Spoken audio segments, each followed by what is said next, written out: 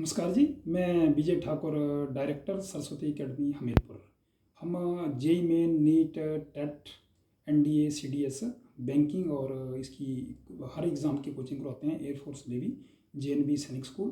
तो मेरे एक काफ़ी क्वेश्चंस काफ़ी लोगों का काफ़ी दिनों से हाईलाइट हो रहा है कि सर ये जो गवर्नमेंट एग्ज़ाम है वाकई में ही टफ़ है, या गवर्नमेंट एग्ज़ाम, या मेरे से भी कई बार कई पेरेंट्स ने पूछा कि सर आप प्राइवेट सेक्टर में हैं, क्या आपने कभी गवर्नमेंट एग्ज़ाम के लिए तैयारी नहीं किया, या आपने कोई गवर्नमेंट एग्ज़ाम क्लियर नहीं किया।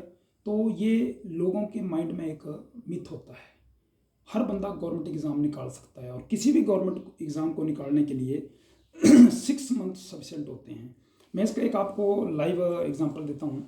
मैं खुद अपना एग्जांपल देता हूँ कि 2011 की बात है। हम भी प्राइवेट सेक्टर में जॉब करते थे। मैं भी प्राइवेट सेक्टर में जॉब करता था, और हमारा वहाँ पर वर्किंग होता था लगभग 9 to 10 आवर्स।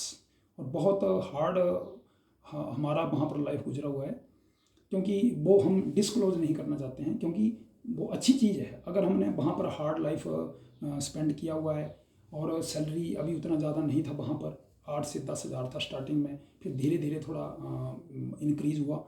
तो वहाँ पर मैंने अपना 13 ईयर्स तक काम किया। लेकिन मेरी एक ही बात थी कि मैं कभी भी जॉब के लिए काम नहीं करता था, मैं अपनी ग्रोथ के लिए काम करता था।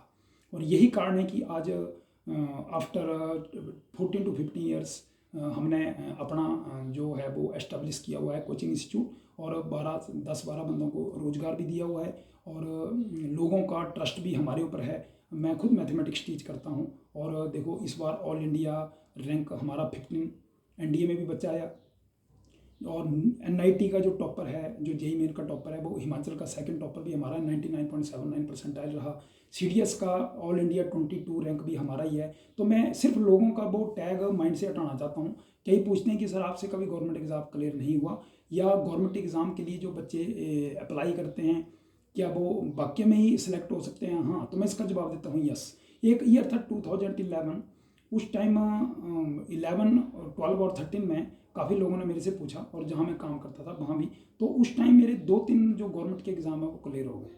ये अलग चीज़ थी कि मैं नहीं ज्वाइन किया। मेरा एक जेएनवी का भी पीजीटी का था, वो हो गया, क्लियर हो गया, लेकिन वो स्टेशन अच्छा नहीं मिला, जेएंडके वगैरह में था, तो मैं उसको ज्वाइन नहीं किया।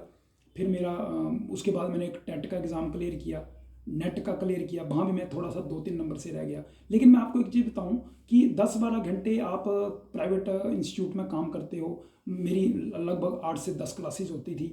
उसके बाद अपना एक्स्ट्रा ट्यूशन वर्क करना पड़ता था, क्योंकि आपको पता है जॉब से 8 और 10 हज़ार से तो परिवार का गुजारा होगा नहीं। तो बहुत हार्ड वर्क करना पड़ता था। 15 to 16 आवर्स, 2-3 घंटे हार्डली सोने के लिए मिलते थे।